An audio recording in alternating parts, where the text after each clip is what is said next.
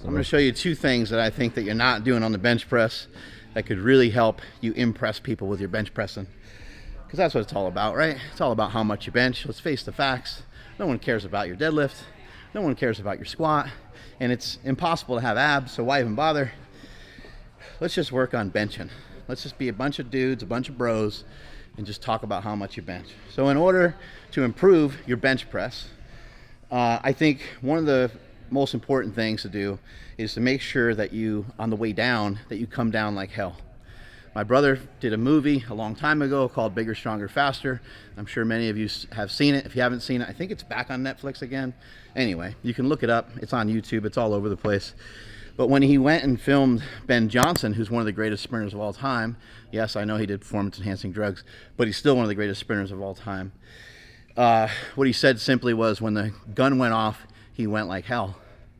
I think sometimes we're forgetting about going like hell.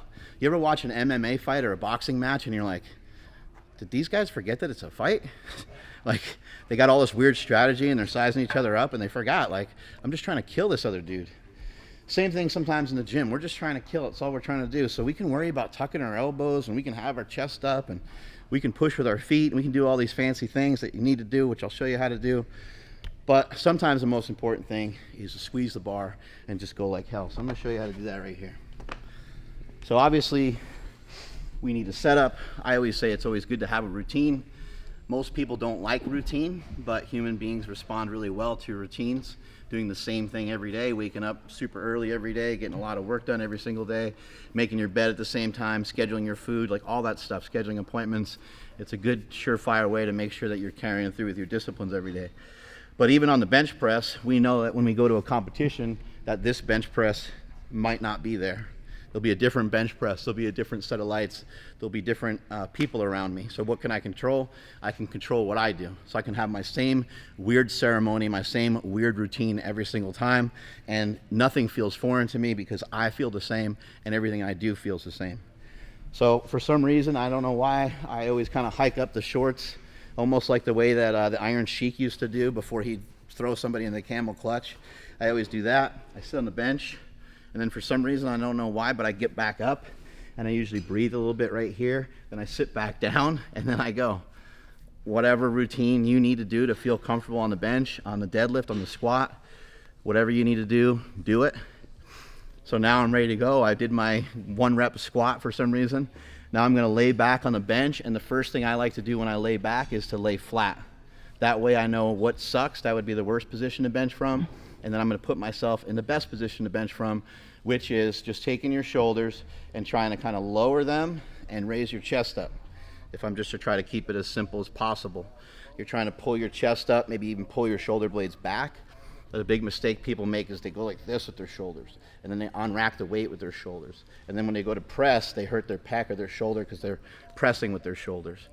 We want to press with our lats, so we want to try to pull the chest up, just to keep it very simple, and have the shoulders down and back. When we take the weight out, we're not pushing the weight up. We're not unracking like this. We're actually pulling the weight out. We're trying to pull downward, like we're pushing down on somebody, right? Like you're doing a pullover. You ever do a lat pullover? It's one of those guys.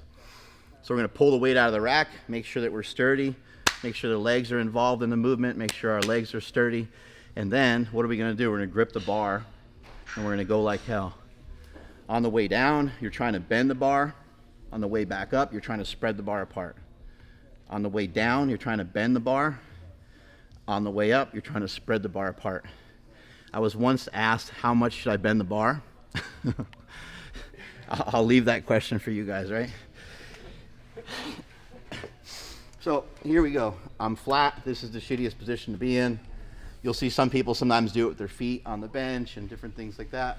Again, whatever way you want to establish, this is a flat position. I can feel my lower back on the bench. This would be a shitty place to bench from.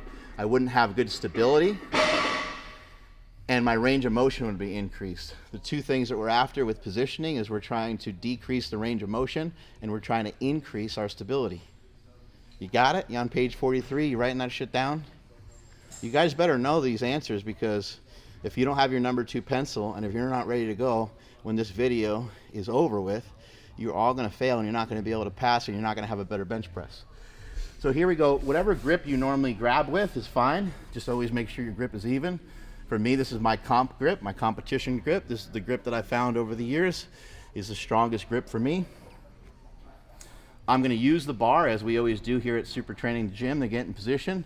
So I'm going to throw my foot that way and pull my chest up. Throw my foot that way, pull my chest up. Throw my foot this way as a counterbalance, and I'm using the bar to pull myself up, and then I'm tucking my shoulder blades into my back pocket. Then I put my feet down, and I'm pushing towards Wayne, who's my lifter-offer guy, and I'm actually going to push my butt up off the bench, which is illegal once the lift starts. But once the but if I put my butt back down on the bench before I actually press it, then everything's all good. So I like to lift my butt off the bench on purpose right here, like yay, and then I'm going to lift it out. So here we go, 1, 2, 3, up. Go like hell. I want to scare the shit out of him. I want him to be like thinking he did something wrong, almost like I'm trying to yank the weight from him. So here we go again. Don't blink. Up. Go like hell. Bring that weight out. Drop it like it's hot. Drop it fast. Drop it furious. Here we go. I'm going to show you again. Up. Down fast, up fast. You're trying to break shit. You're trying to be violent. You're trying to push with everything that you got. So that's the one thing that you're not doing, is you're not bringing the weights down fast enough. The second thing you're not doing is you're not pulling the weights into you. So a good way to practice pulling the weight into you is to throw on a slingshot. Any sort of back training is going to help teach you this too. You can go on a seated row, go with a wide grip, and pull. But I really like doing it this way with the slingshot. This is going to get the rear delts. It's also going to benefit your squat a lot, because now you'll end up with a shelf. You'll end up with something to bench off of. So hands are out like I'm going to bench, and I'm going to pull towards me. Once I pull towards me and it's already hard and difficult, I try to pull even more. Try to do multiple reps like this. You can just do this right in between your bench press. What you don't want to do is just be going like this. It's not a bad warm up for the shoulder, but you want to continue to pull into you and get tight. Pull into you, get tight. That's going to teach you how tight that your lats should be during the bench press. And another thing you can use the slingshot for is right here. We'll set up on the bench again, and I can learn how to pull weights into me as I'm actually going through the movement. I can practice it right here on the bench. So again, that other movement, chest up, pulling the elbows back behind the body. Once it feels hard, once it's tight, and once it feels like you can't go any further, pull the elbows back further, pull the chest up even more. Try not to do weird stuff with your neck. I see a lot of times when people are doing stuff, they go like this with their neck. 2-3 days later, like, man, what did I do to my neck? It was all the stupid shit you were doing in the gym that you weren't paying attention to. So now we're going to bring the weight down really crazy, because we got a slingshot on to protect us. So it doesn't have to be crazy.